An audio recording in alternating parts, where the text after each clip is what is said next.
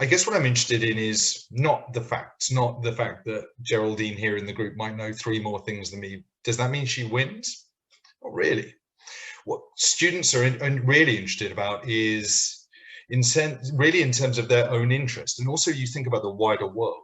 Like actually the wider world is not interested in the facts you know, but how you think. And what we'll try and do over the next 4 periods is try and understand a little bit about those processes. So I'm going to talk a little bit about critical thinking. Now, I've got a group with me who I'm going to sort of give a question to. I'm going to set this up for all of you. And if you want to go through this process, you're really welcome to. If not, I've got experiments for you guys to try and unravel in the other time. So critical thinking can be understood in lots of different ways, but the way in which I think we can get some really powerful answers in the 40 minutes we have together are from starting with understanding. In order to understand something right at the very, very beginning, and often that's done in schools if we think about it through teacher-led discussion. But I think there's something really powerful about independent research. There's a really famous example where there are 2 classrooms, and in one classroom, the teacher goes and gives this kind of stick-like object and just lays it on the floor and walks out. In the other classroom, the teacher goes in and shows the class that if you twist it, a light comes on. In that class, that's all they ever discover this stick does. But in the other class, where nothing was ever said, the class discovered that, yes, you twist it and a light comes on, but also if you twist it the other way, green smoke comes out. If you shake it, it turns into a drum machine and lots of other things. So I think obviously there's lots of value to having great teachers, but there's also something really powerful about how we understand the world from our own perspective. What we're going to do is look at how that understanding moves into learning, how that learning then moves on to remembering, and how that remembering moves on to collaborating. And then the cycle can continue into deeper understanding, further learning, more memories, and further collaboration. And actually, this is a very, very simple model that we can achieve even within one lesson. So just to kind of explain a little bit more. In that initial phase, understanding is represented often through research, questioning, exploration, and it can happen in lots of different ways. It can happen with creative writing.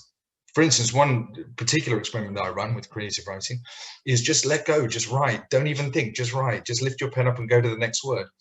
And often, within a few minutes, almost everyone's written something true, something funny, something boring, something insightful. But when we just let go, without wondering about what the meaning is, interesting things can happen. Now, for us, what we're going to be looking at is particularly using 5 W's and H. So that's who, what, where, why, when, and how, in order to be able to provoke a response. And that will lead to understanding. Then we're going to move on to how, this will be sort of lesson 2, 3, and 4, how we structure those ideas.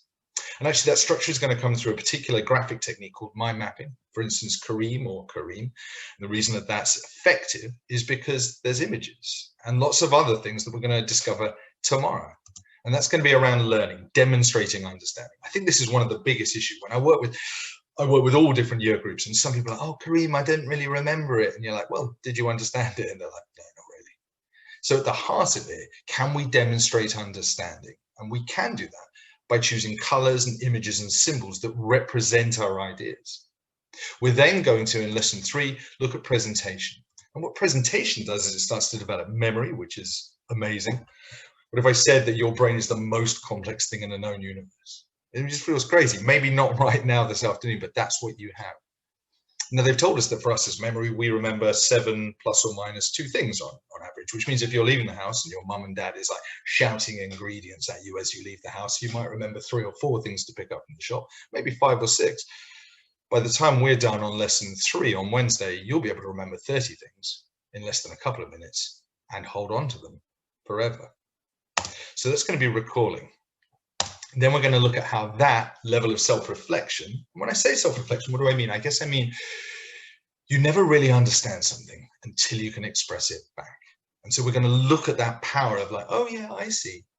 And we're going to look at what happens then when we move that into sharing it with someone else. Parallel thinking, which moves on to cross-pollination or critiquing, which of course leads back into understanding. So understanding, learning, recalling, and collaborating. We've got these sort of 4 things, and what we want to do is move them in. Now, I love schools. I love teachers. You guys are doing an incredible job. I'm not here to undermine any of that, but I do think that there's some really interesting ideas around. One of them is there's lots of research, big body of research that says in about 20 years' time, half of the jobs that you students apply for don't exist yet.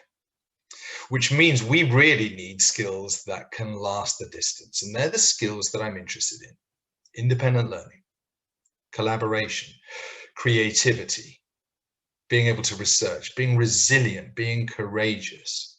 All those are the skills that I think we should be focusing on to get our kids through this next phase. So that's where this journey is going to be taken. But today what we're going to do is we're going to try and work in terms of understanding. Okay, so I'm going to try and set up the group. Now, research, that's what we're going to focus on today. And that's the who, what, where, why, when, and how. Okay, so we've got a team of 6. Okay, so in a moment, I'm going to ask you guys just to take your cameras off so we can all say hello. Not yet. Now, who, what, where, why, when, and how. Now, often you'll be finding that whenever you've given this new subject, be it in your new career, be it in your new A-level, be it in something that you're trying to understand, there'll be some kind of knowledge already there. But if you really like, oh, I know nothing about this biochemistry thing, then what you have to do is you have to try and build the building blocks of that understanding and connect through to your interest. So you'll often find that, in fact, the very first paragraph of most broadsheet newspapers trigger these 5 W's and an H all in one go. So for instance, Colette Hatton of 48 Winchelsea Road on the 3rd of May 2019 killed her husband because she snored too loudly with a frozen leg of lamb. We would be touching on all of those things in one go. So in a moment, guys, when I give you this question to try and work with, I want you to kind of develop your own interest. Now, if you've got no opinions about this particular question, then here are the provoking questions. How, when, why, where, what, and who. So here's the question. Now, guys in my team, okay, so if you want to play it along at home, you're really welcome to. But if not, I'm going to do some experiments with you guys for the next few minutes while these guys are working. Okay, so we've got Geraldine, Amaya, Tasnim, Hazita, David, and Yana. Great. If you guys could just take yourselves off and show your cameras now really quickly, just so we can develop some facial recognition. Hi, everybody. Just wave at the group. There you go. Hands in the air. Very good. Thank you, guys. Here's my question. You might want to write this down, okay? I'm going to give you guys a few minutes, probably somewhere between 6, 8, 9 minutes. What you're going to ask yourself some questions. So write down this title. By the way, I didn't give any of these guys any chance to know this beforehand. Can our education system help to challenge inequalities in our society? All right. Now, if you're like, I've never heard of that ever before, what does education system mean? Then, for instance, you might sort of think, okay, well, what is an education system? You might think, who do these inequalities apply to? Are you thinking maybe how long have inequalities in our society existed? Maybe you're going to start to think about gender bias. Maybe you're going to think about race bias. Where is it happening? Is it different in some countries? What do I mean by inequalities in society? Is our education system simply a reflection of our political system? At what level can education change? There could be infinite ways of asking this. And I think for you guys and anyone else that wants to play at home, you're starting to say what interests you about this question. Because actually inside of this stuff is your unique perspective.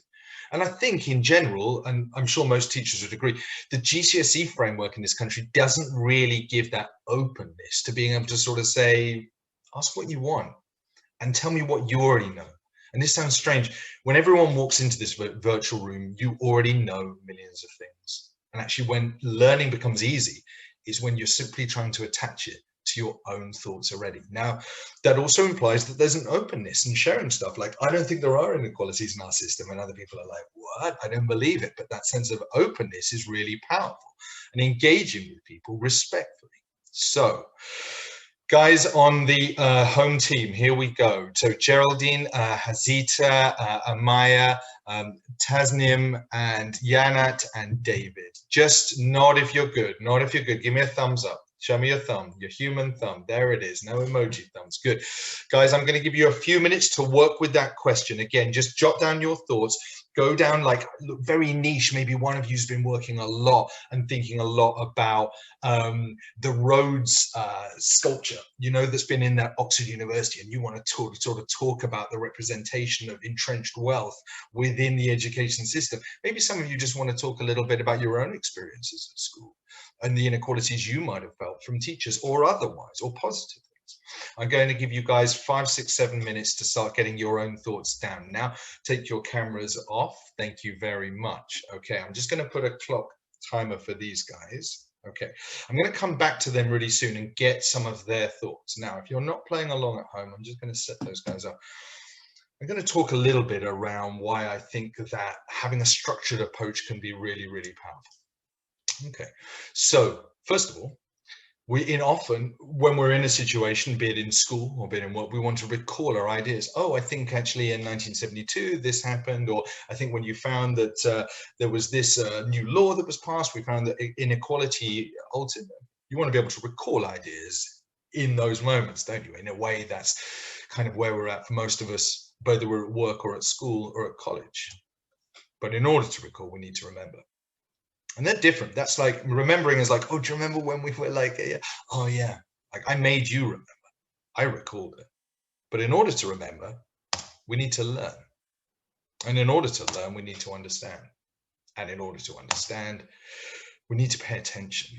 And in order to pay attention, we need to be interested. We need to care. What I love about this system is it says, okay, look, now these guys in that group now have got 5 or 6 minutes, and they're saying, like, what interests you? What fascinates you about this particular thing?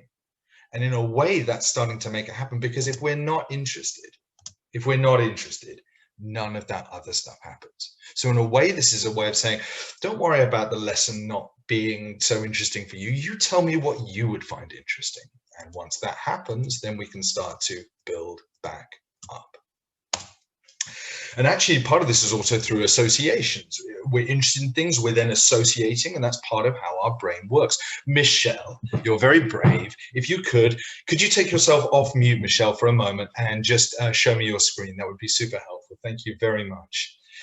Okay, let me just find out where you've gone. Okay, Michelle. Hi, Michelle. How are you? Well, thank you. How are you? Good. Yeah, good. Sorry, I sprung this on you. We're going to play a quick game in terms of associations, okay? Michelle, if I said Nelson Mandela, what's the first thing that pops in your head when you think about Nelson Mandela? Civil rights. Civil rights. If I said Madonna, what's the first thing that pops in your head for Madonna? Holiday. Holiday, very good. And some of you have been thinking about her crazy dress sense, or the way in which she dances, or the fact that she's still touring at the age of 60. And everyone arrives with different associations. Michelle, quick game.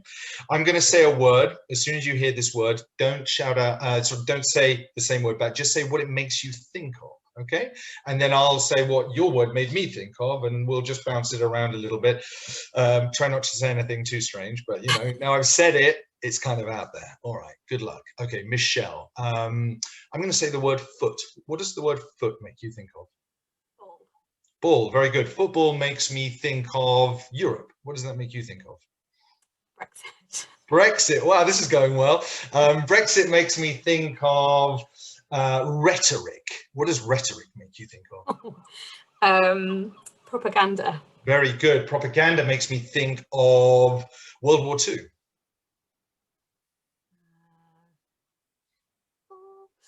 Winston Churchill. Winston Churchill, very good. Which makes me think of a dog.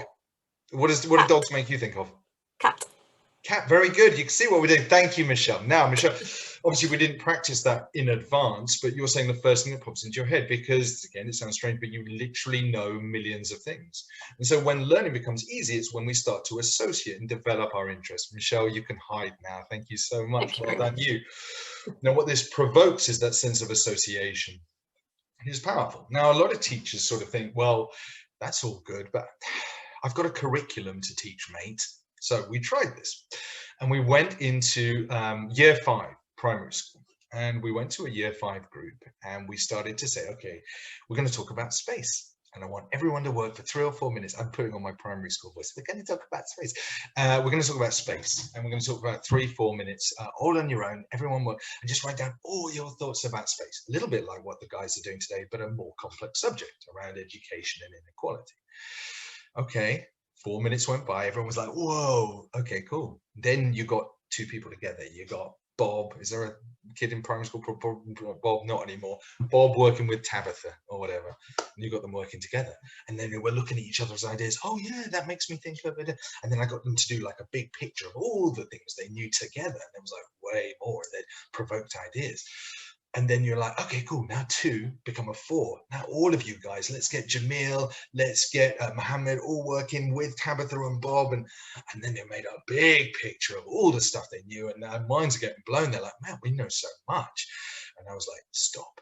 Okay, now I had this big whiteboard. I wanted to imagine the screen is the whiteboard, and I put space in the middle.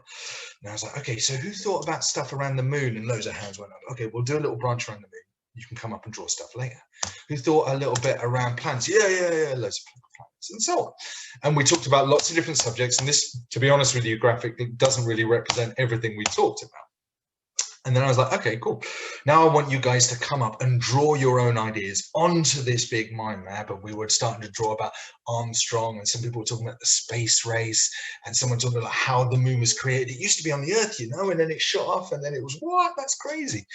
And the names of planets, and so on, and so on, and so on, and so on, and so on, and so on, and so on, and so on. And actually, by the time we'd finished that lesson, every kid had come up on the board. You know what? We'd covered the whole curriculum in one lesson before it even started, on the very first day of that curriculum. And then the kids, not only have they covered it, but you know what they're seeing?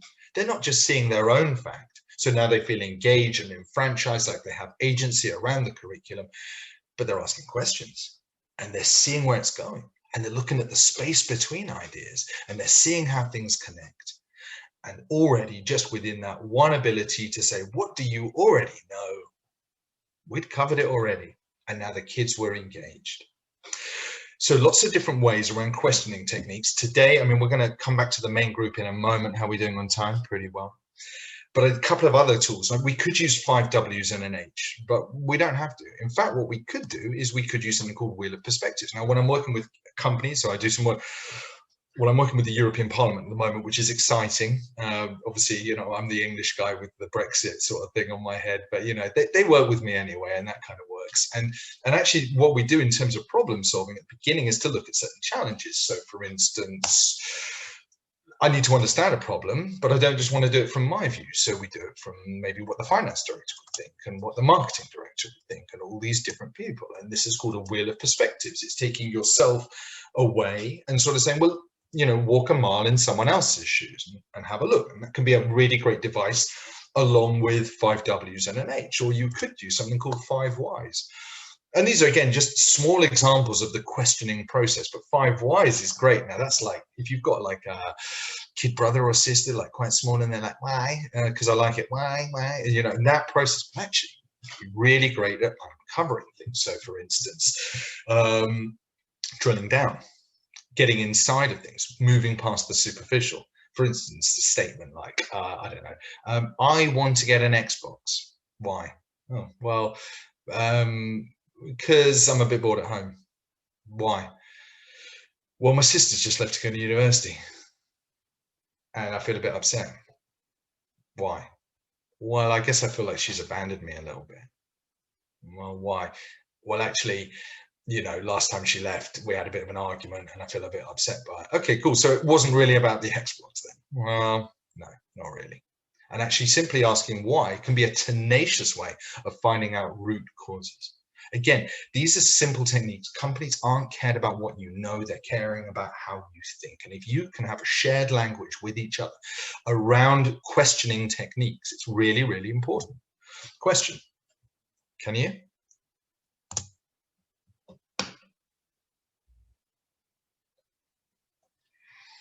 And this is one of the reasons that questioning is so important, because actually, you know what? Our brain does things. It does strange things. And one of the things that it does is it sort of says, hey, I'm going to give you a whole load of crazy words. And you're like, thanks, brain. You made sense of it. That's amazing. but it's also bad because your brain's saying, don't worry about what's really there. Let me tell you what you need to know. And that becomes dangerous. Our brain is the most complex thing in the known universe, but sometimes it tells us the simplest stories and it makes us fit things that we already know. Okay, I'm going to stop sharing the screen. I'm going to bring the guys back in. So that was 9 minutes, 30 seconds. Thank you very much. Could I have you six, you've done an amazing job, just unmuting and also just showing me your faces. I would love to get a few ideas from you guys around the central question. Okay, so I'm going to start with Geraldine. You're the first one that came up on my screen. Afternoon, Geraldine. Thanks very much.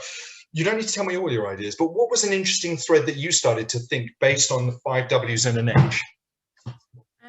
I started to think about who. So the question, can our education system help to challenge inequalities in our society, and the person, like, who's in charge of that, actually, who actually has the power to do that. And then that took me down a route around politics, policies, agenda, the government, and the structure of our government. That's what I started to think about. That's really cool. Thank you. Hazita, how about you? I decided to focus on racial inequality and where that starts, both mainly in schools and universities, and why it's a thing and what we might be able to do to overcome it or at least decrease it in the future. That's really interesting. Okay, so you're already starting to think about maybe even a little bit of problem solving around those questions. Thank you. David, afternoon, one for you. Afternoon. So I looked down gender inequality and why there's so few women in computer, maths, engineering, architecture. That's really interesting. Thanks, David. That's really cool. So again, you can see I give the same question to a bunch of people. Already it's different. And I think this is already one of the fascinating things about opening up dialogue, is that when we're interested and we're actively listening to what people say, you can really start to hear different opinions come out. Tasnim, afternoon, one for you. I kind of went through little subsections. I thought about social class, economic equality, then I kind of tied into race and gender and just general inequalities amongst different fields and stuff. That's really interesting. So moving out of education and also looking at those subsections, maybe again, you're also starting without even knowing it's something to categorize and looking at umbrella ideas that work across, possibly looking at power structures that cut across all of these different areas. That's great. Thank you. Amaya, one for you. Hi. I was thinking about disability-based inequalities and how we can include people who have certain disabilities in the education system and make sure that it's fair for everyone, everyone's included. Yeah, that's really interesting. And also seeing other people nod, they're like, oh yeah, that's made me think something different. What I love about this process, even at this stage, is that sense of collaborating becomes really, really valuable. That sense of hearing voices. I mean, why do we read novels? And part of it is like a love of literature, possibly, but I think most of us love seeing the world through other people's eyes and bringing validity. Like when I read Toni Morrison, I'm understanding the world from a perspective that I don't hold myself, and it makes me feel better about the way I engage with the world. So Janet, one for you. Thank you, Amayo. Janet, one from you. So I was thinking about inclusivity and the butterfly effect, how if we try to celebrate people from different backgrounds in assemblies, then the children might see themselves represented, and then they work in inclusive environments, and it just carries on. That sounds fantastic. Thank you so much. Guys, stay on video for a moment if you could. We're gonna pause right in a second. Now, process. I gave you like 9 minutes 30 to be able to develop some questioning. Okay, everyone understands the situation a little bit better. Now, what I like is also, I think for every one of you, there would have been an ability to start to develop a train of thought. Well, if that does that, then this could, and that becomes a really interesting model in its own right. Day 2, I'm going to get you guys back again, 2 o'clock. We're going to say, okay, you've got some great ideas, but how do you structure them? Because actually for most of us, that will be a list. And I'm going to try and demonstrate to all of you and the guys that play along at home that lists aren't great. And actually what you can do is completely revolutionize your modality of thinking if you structure information in a slightly different way. And it becomes less about facts, but more about deeper questioning. There's a great anecdote about George W. Bush in the White House, terrible story really, he goes to the chaplain to ask if God thinks he should invade Afghanistan and Iraq. Literally true story. The chaplain says, I'm not going to answer that, but he's mind blown because he understands that the purpose of true faith is deeper question. And actually, I think this is where it becomes really interesting, is not the things you know, but the questions we ask, the space between the facts. That's where analysis, juxtaposition, and creativity start to emerge. You've done so well for that first section. What I want you guys to do, for all of you, whatever notes you've got, bring them tomorrow, and we're going to look at how we structure them. There are going to be lots more games, interactive stuff as well. I'm going to hand over to Michelle just to do the honors. Thanks, guys. Thank you very much, Cream. Thank you so much for that. It was a fantastic first session. I'm just going to share my screen once more just to ask, we'd really love to know who's watching today. So yeah, we want to know whereabouts you are in London. So if you would be happy to, we'd love to get your responses on Menti. So if you go on to menti.com and enter this code and just answer a few questions for us, that would be fantastic. But yeah, we're really looking forward to seeing you again tomorrow for our next session. But we wish you a lovely rest of the afternoon, and we'll see you tomorrow.